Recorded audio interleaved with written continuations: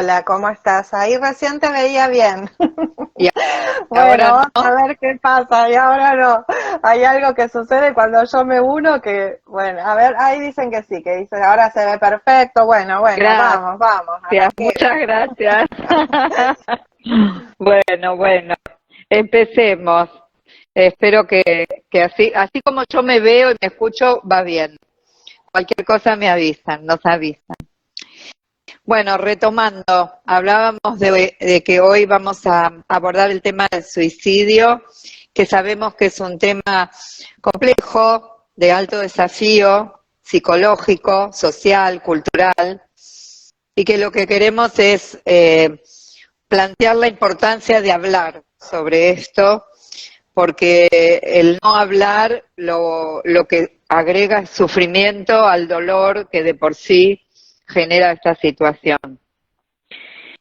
Y creo que desde nuestra experiencia, Mabel, tanto del antes como el después de la muerte, tenemos ideas o reflexiones o aportes para compartir que nos gustaría hoy traer a este espacio, ¿sí?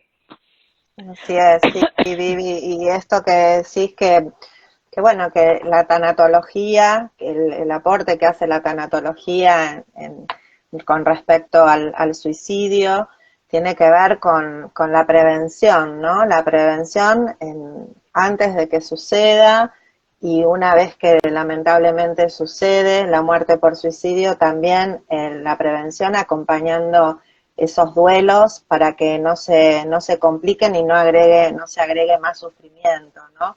Entonces, Sí. esta tarea de hoy de hablar y proponer este tema justamente es para, para prevenir, ¿no? Enfocarnos en la prevención Y yo creo de una que realidad silenciada, ¿no? Que tal cual, realmente es preocupante. tal cual. Y creo que un elemento importante en la prevención es la comprensión, en ingresar al mundo interno de esa persona o de esa situación y en principio disponernos a comprender. Si bien vamos a hablar en términos generales, porque es la idea, creo que es importante destacar que cada situación o cada circunstancia tiene su propia verdad y, y sus propios elementos que habrá que ponderar. Y creo que el elemento de la comprensión colabora con ir retirando el estigma que está puesto sobre el suicidio. Eh, y el suicidio muchas veces tiene algo así como señales o avisos anticipatorios. En el acompañamiento en fin de vida somos testigos de situaciones de ideación suicida, donde la persona lo plantea, lo comenta, lo imagina, lo busca o intenta provocarlo, y ahí ya tenemos un dato importante que nos pone de cara al sufrimiento humano. Creo que es importantísimo comprender el suicidio en el contexto del sufrimiento humano, ¿sí? Alguien dijo, que lo comparto también justamente para compartirlo, que muchas veces el suicida no quiere morir, pero quiere desaparecer, ¿sí? Que está teniendo una experiencia tal que anhela dejar de estar donde está, porque eso en su imaginario es una manera de dejar de sufrir. Entonces, es muy importante comprender el sufrimiento desde lo subjetivo y entender que muchas veces a la persona que tiene la fantasía o se acerca a un intento, está viviendo una situación límite para la cual la mejor salida, y mejor es una palabra que hay que contemplar, o su única salida, es el suicidio. Entonces, como vos decías, Mabel, si nos queremos plantear una prevención, tenemos que también entrar en el espacio de comprender las causas, los orígenes, porque no podemos hacer prevención si no entendemos qué se trata. Sí, esto que decís que es tan importante porque hay un sufrimiento insoportable, ¿no? O sea, hay un sufrimiento que la persona lo siente como insoportable, ¿no? Y lo importante de la prevención inicia con la escucha de ese sufrimiento y, y prestándole atención, ¿no? También quien escucha poder atender a ese sufrimiento, no minimizarlo, ni taparlo, ni hacer como que no pasa nada. Y ahí creo que el desconocimiento y el miedo también hace que muchas veces las personas queden más solas todavía en ese momento de sufrimiento. Así es. Y la vivencia de soledad, la vivencia de no ser comprendido en ese sufrimiento es uno de los disparadores de la acción suicida. Una sensación de soledad profunda, de imposibilidad de hacer el camino, el puente hacia el otro, o que el otro lo haga hacia uno. Muchas veces la misma persona tiene dificultades para expresar o para comunicar su dolor o su sufrimiento. Por eso es que es una tarea sistémica, prestar atención, detectar, preguntar. A veces uno de los errores que se cometen es creer que con controlar a la persona se lo va a evitar, ¿sí?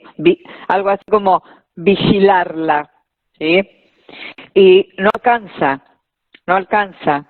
Si uno no hace contacto con ese sufrimiento como para aportar recursos en ese nivel y lo que propone únicamente es un control, no va a alcanzar. Se está haciendo se está armando una estructura que de afuera hacia adentro contiene tal vez, pero no se está mirando lo que hay de adentro hacia afuera, que es esos núcleos de dolor, como vos decías, insoportables, desorganizantes, diría yo, ¿no? Para la conciencia. Sí, así es.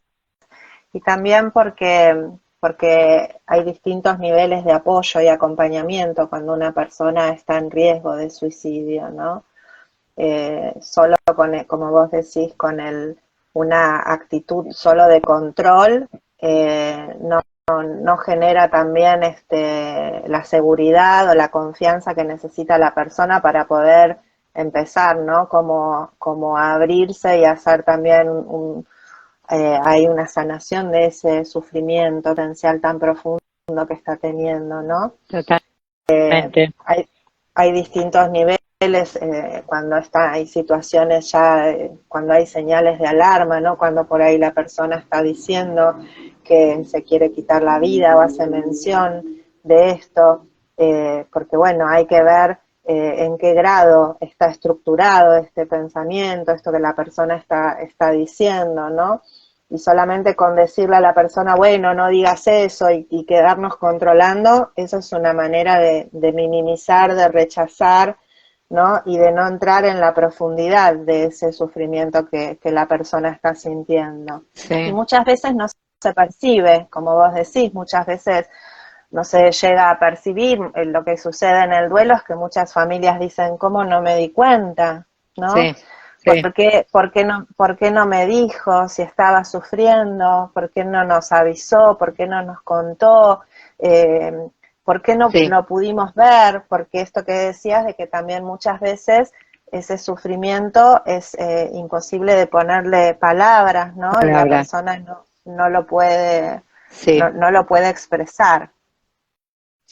Yo creo que ahí, en esto de contactar con el sufrimiento desde la empatía, es decir, teniendo un verdadero interés por la experiencia dolorosa del otro, también nos pone de alguna manera desde lo humano a la par, porque nadie está exento.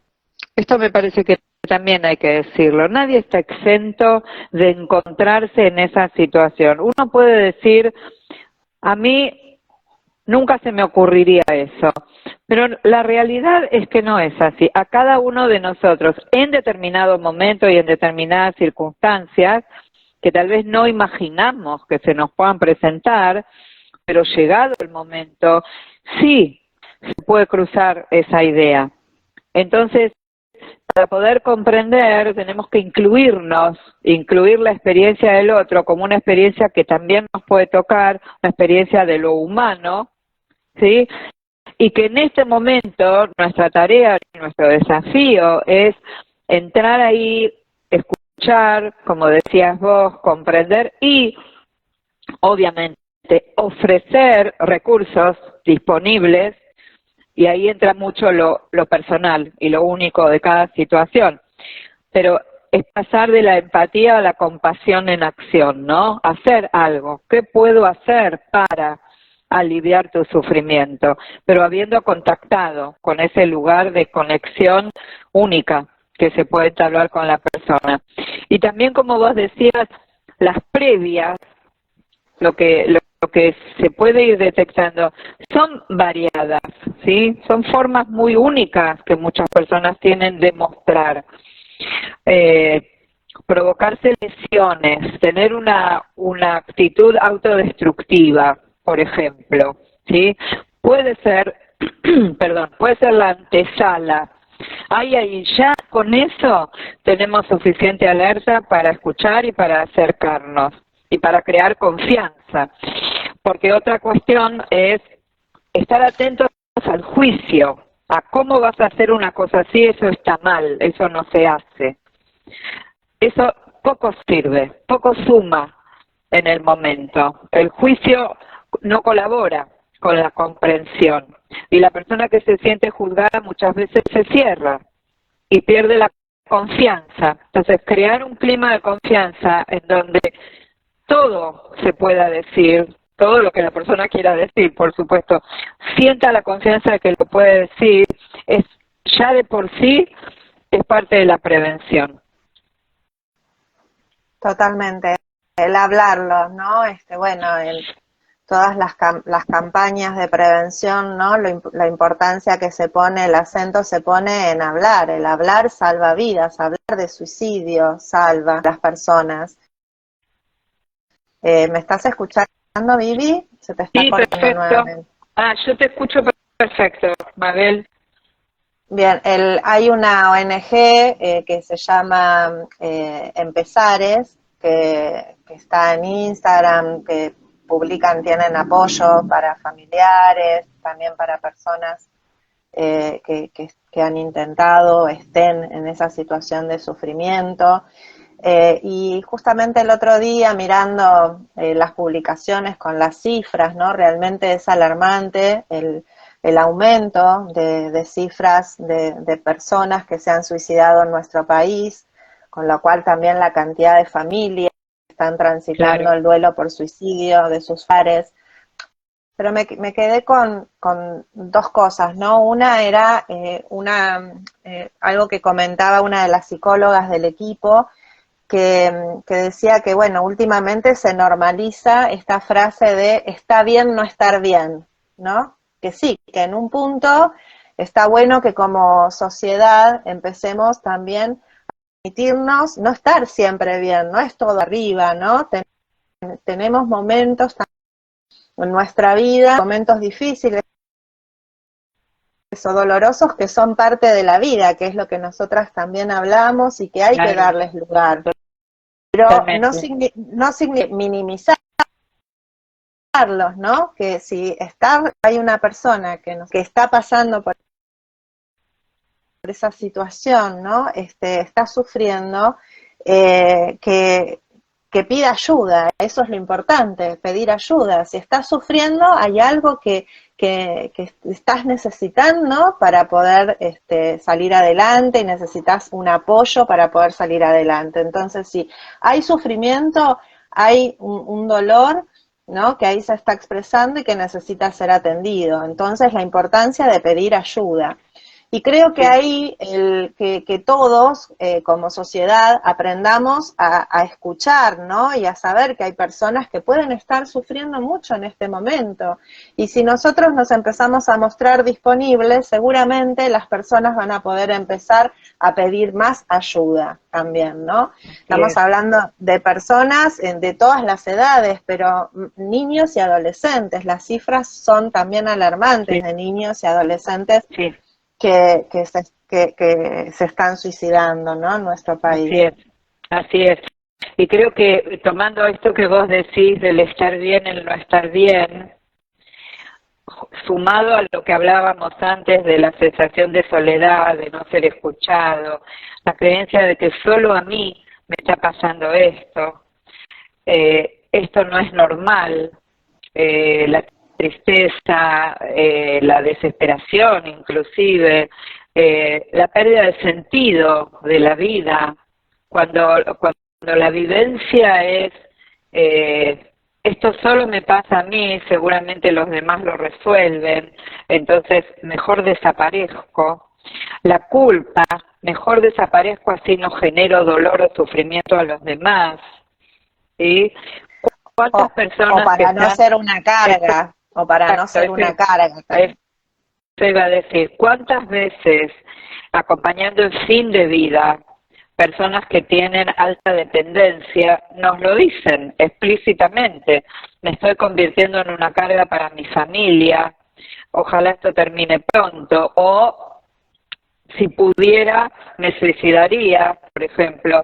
Eso no es tan infrecuente como uno imagina, es muy frecuente, porque hay una sensación de culpa, una sensación de deuda que se genera, ojo, a veces también justificada por las reacciones del entorno, ¿sí?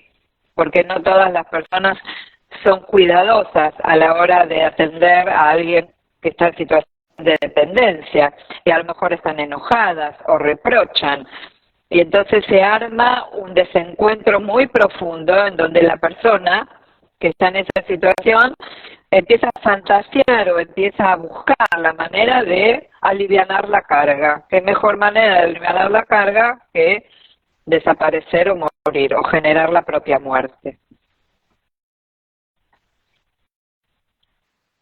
¿Se cortó? Sí. A ver, no. No, te estoy escuchando.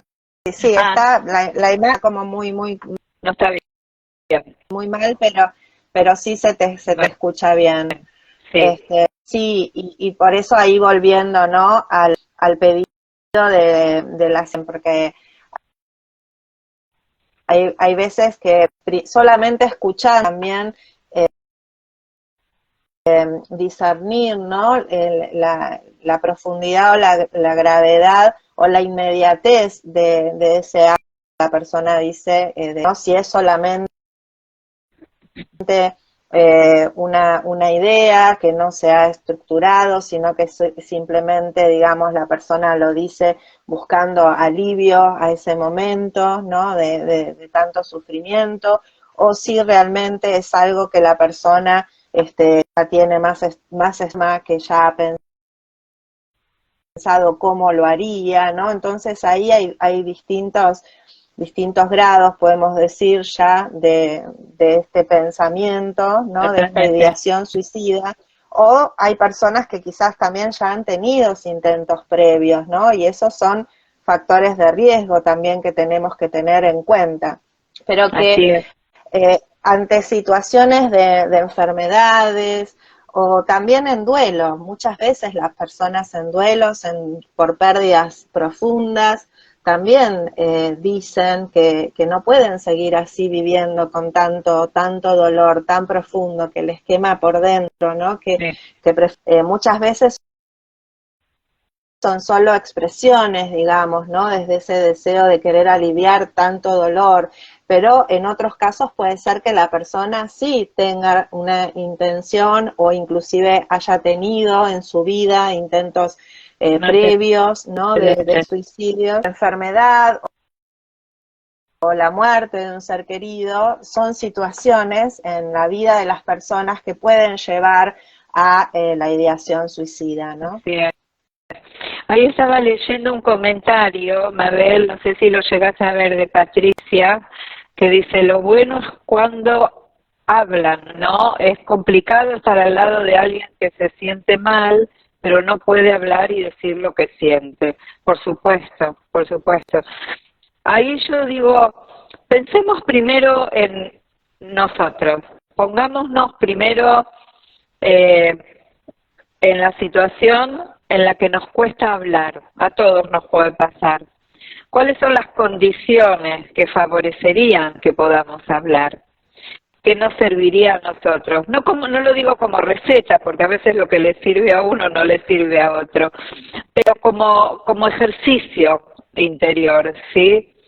¿Qué hace que una persona que se encapsula, cuando nosotros nos encapsulamos, nos metemos para adentro, nos vamos aislando, qué nos rescata de esa situación? ¿Una palabra, una mirada, un gesto, una presencia? Para poder abrir esas posibilidades de recursos. Y aunque ofrezcamos 20 cosas y las 20 nos digan que no, la actitud ya suma. La actitud de estoy acá, no estoy mirando para otro lado. No sé lo que te está pasando, pero estoy. Son mensajes que muchas veces no sabemos exactamente cómo van a resultar, pero que demuestran nuestra intención de ayuda, y la intención de ayuda es un porcentaje muy alto en la ayuda. Después se verá la eficacia, qué es lo que exactamente cada persona necesita, pero desde la intención, desde el mirar de frente a esta posibilidad, porque otra cosa que yo escucho muchas veces, seguramente vos, Mabel, también es, no me di cuenta y no imaginé que podía estar sucediendo esto, porque lo descartamos, nos parece inconcebible que alguien que está hoy contento pueda estar mañana, ¿sí?, cometiendo ese suicidio. Entonces, abrámoslo como posibilidad, abrámoslo como algo que puede suceder, y que si estamos atentos y podemos detectar señales, haremos nuestra parte. No es un control absoluto, como decíamos antes, pero hacemos nuestra parte. Y también vive ahí como educarnos en los mitos, ¿no? En las falsas creencias con respecto al suicidio, que por ejemplo se dice, el que dice que se va a quitar la vida no lo hace, ¿no? El que dice que se va a suicidar no lo hace. Ese es un mito, ¿no? Una falsa creencia, y que si seguimos pensando de esa manera, siempre vamos a estar minimizando lo que dice la persona, ¿no? O también viceversa, ¿no? El que lo hace no lo dice, ¿no? El que no se va a explicar, ¿sí? Y sí, muchas veces las personas sí lo dicen, se expresan, en otros casos no, en otras situaciones no, pero sí que no lo minimicemos si lo escuchamos de alguien, ¿no? Ahí tenemos y también nosotros, sí, perdón, Mabel, perdón. No, sí, estaba leyendo, Sofía nos cuenta, dice, siempre se dijo que el suicidio es un acto de cobardía. Ese es otro de los estigmas. Mi padre se suicidó y hoy creo que es más un estado de absoluta desesperación, donde el juicio está debilitado y donde no existe otra opción. Si algo de eso decíamos al comienzo, que es parte de la comprensión. Tildar de cobarde a una persona que se suicida es estigmatizarlo. Y afecta el vínculo, o tildar de cobarde al que lo intenta, aunque sobreviva. Afecta el vínculo, afecta el duelo. O sea, no hay ningún aporte en estigmatizar. Es todo lo contrario de lo que proponemos, ¿sí? Hablámonos, escuchemos, comprendamos, alojemos la posibilidad, démosle cara humana al suicidio.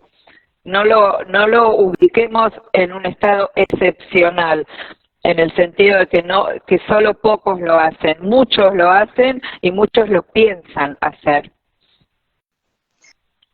Sí, también esto de que se dice las personas que se suicidan son débiles o egoístas, ¿no? Acá tengo algunos mitos que los puedo como ir nombrando, quien haya sido suicida alguna vez nunca dejará de serlo, ¿no? Esto tampoco, o sea, de que Claro, en realidad hay personas que sí, ¿no? Y que no tiene sí. por qué también estigmatizar tal cual No a la estar persona. condenados, ¿no? Condenados a Sí. repetirlo, claro.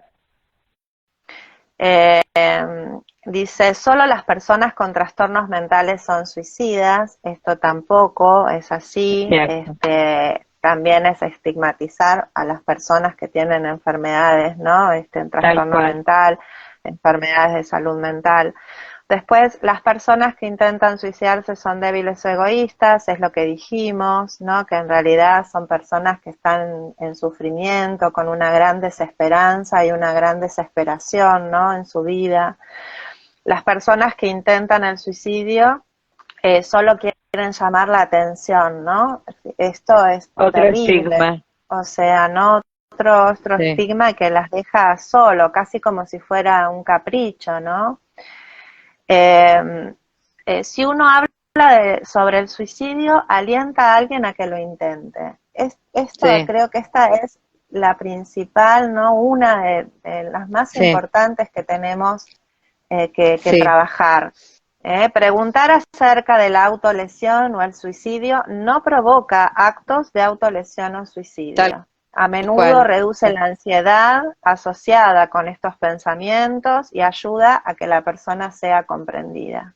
¿Sí? tal cual, tal cual. Creo que hay una educación pendiente en este tema, porque acá también se junta el tabú de hablar sobre la muerte, ¿sí? Sobre eso se apoya esta particular manera de llegar a la muerte.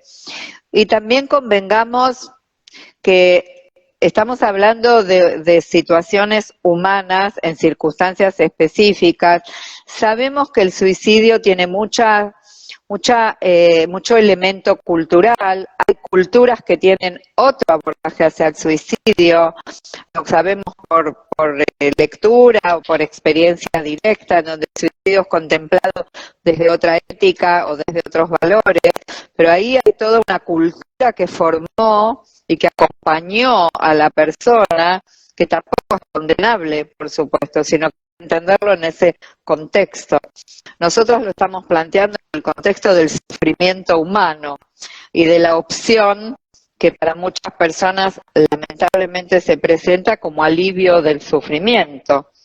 No es lo mismo esto que estamos hablando que un suicidio ritual en una cultura en donde se considera que es un honor, por ejemplo, entregar la vida, pero ahí no hay un sufrimiento a evitar. Ahí hay una decisión de una persona dentro de un contexto que le da sentido y que no es condenable. Nos puede resultar difícil de comprender, pero es nuestra Claro, dificultad, pero no lo que le da eso, sentido a ese acto. Sí, eso hace que el duelo también sea diferente, ¿no? Por por eso que supuesto. cuando acompañamos en duelo tenemos que también comprender la cultura de la persona, ¿no? Su cultura, Así por es, ejemplo, ¿no? Sus rituales, su forma de vida, porque todo eso va en el duelo.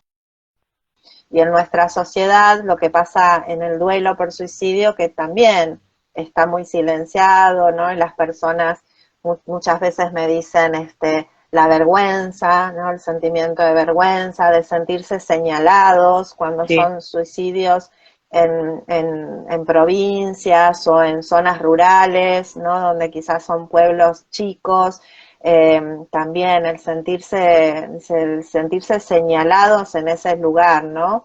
Entonces creo que Sí, ahí también hay que trabajar mucho, no solo en la prevención para que no sucedan, ¿no? Y en el acompañamiento del sufrimiento previo, sino también en el sufrimiento que agregamos cuando dejamos solas a las personas en duelo también por la muerte en suicidio, de sí. suicidio.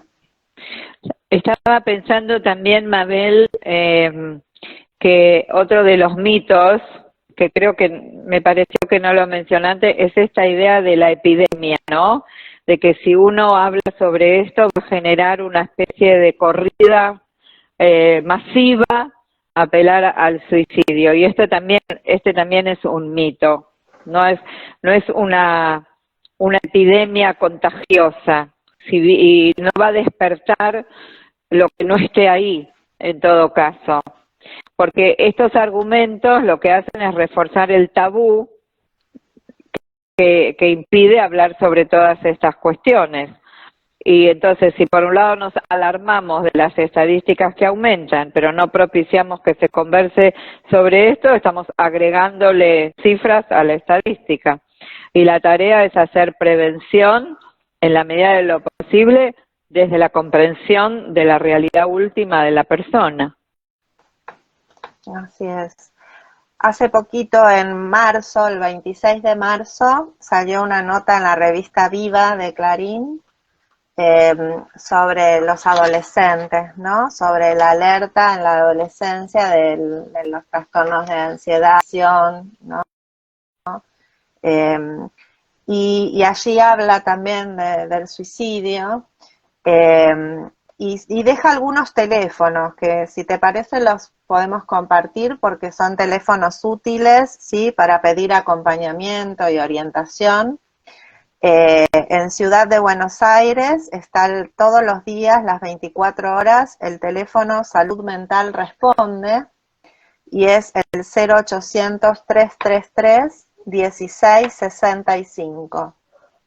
Después, en Provincia de Buenos Aires también hay un teléfono de ayuda en lo que es consumos problemáticos y violencia en el ámbito de la salud, el 0800-222-5462, y después el Centro de Atención al Suicida desde todo el país, el 011-5275 1135, o la línea gratuita desde Cava y Gran Buenos Aires, que es el 135. Parece importante dejar estos datos. Totalmente. Me quedo pensando algo más, seguramente ya estamos cerquita de nuestro tiempo de cierre. Me quedo pensando en esta idea de el valor de incluir las experiencias humanas dolorosas, las experiencias de sufrimiento, desde una conciencia social, desde una conciencia de comunidad, una conciencia colectiva, ¿sí? Porque el sufrimiento, como vos decías, el dolor es parte de la vida y no siempre sabemos cómo procesarlo. Y lejos de estigmatizar, me parece que es muy importante incluir todas las situaciones, desde la ideación suicida, desde el intento de suicidio, desde el familiar del suicida, todas como experiencias humanas que nos permiten aprender algo o mucho sobre lo que es vivir, sobre lo que es lidiar muchas veces con sufrimientos insoportables. Y me parece que es un trabajo colectivo, porque aunque no nos toque en forma directa, nos toca como comunidad. Y nos tenemos que hacer preguntas. ¿Qué es lo que estamos generando a nivel sociedad, a nivel comunidad? ¿Qué influencia puede tener nuestro modo de vida, nuestro estilo de vida en la causa del sufrimiento insoportable de un joven, por ejemplo, o de un niño inclusive, o de un anciano? Porque no hablamos de los mayores, pero también es importante incluir que muchas personas mayores cometen suicidio o lo fantasean, lo imaginan, porque no se sienten comprendidas, porque se sienten excluidas de la vida de la sociedad. Entonces, me parece que trabajar por la inclusión de aquellos que sufren y aquellos que potencialmente podrían suicidarse es parte de nuestra responsabilidad colectiva y nuestra educación, sí. Autoeducación. Sí, y a mí me lleva también, ¿no?, la reflexión de la violencia que hay en nuestra sociedad, ¿no? Y sí, cuánta violencia, porque, en definitiva, el suicidio es una violencia autoinfligida, ¿no? Pero cuánto de la violencia en comunidad que entre todos, ¿no? Y nos impacta, generamos y generan, y todos, ¿no? Esto que decís, la violencia comunitaria en la cual estamos expuestos, la violencia social. Tal cual. Y que genera Sí. también estas formas de violencia autoinfligida, ¿no? Sí. Y que en realidad, bueno, tiene que ser un trabajo, por eso como arrancamos la charla, ¿no? De presencia, de mostrarnos disponibles para escuchar, para estar presentes, para acompañar de manera prolongada también, sabiendo Así que las es. personas van a necesitar Así es. mucha ayuda, ¿no? Sí, Y de sí, empatía y de compasión, como vos dijiste, ¿no? sí. Poniéndonos en acción. Sí, creo que el suicidio es como un gran espejo en el que nos podemos mirar en forma personal, en forma comunitaria, en forma cultural y hacernos muchas preguntas y aprender mucho de esto. Si es que el anhelo es que en la medida que sea posible aliviar el sufrimiento que lo causa, no condenarlo como tal, sino trabajar sobre sus orígenes, sobre sus causas. Sí. Bueno, Vivi, lindo encuentro A el de ver, hoy. Ya está ahí cerrando nuestro abecedario nos también. vamos. Nos vamos y nos quedan muy poquitas letras. Así es. El próximo encuentro tenemos la letra T y vamos a estar hablando de tanatología. ¿Qué más? ¿No? Que es el próximo lunes. Me parece que como esta vez lo hacemos seguidito, Sí. está bueno dejar la invitación para que ya la vayan agendando. El lunes próximo a las 18. Y vamos a hablar sobre tanatología, porque además estamos muy prontas a iniciar el ciclo de los seminarios de formación en tanatología, así que ya les vamos a contar el próximo lunes. Gracias. Bueno, muchas gracias a todos los que nos acompañaron y nos vemos en la semana que viene. Así es. Chao, Mabel, que estés muy bien. Chao, muchas Adiós. gracias. Chao, chao, Chao, chao. gracias.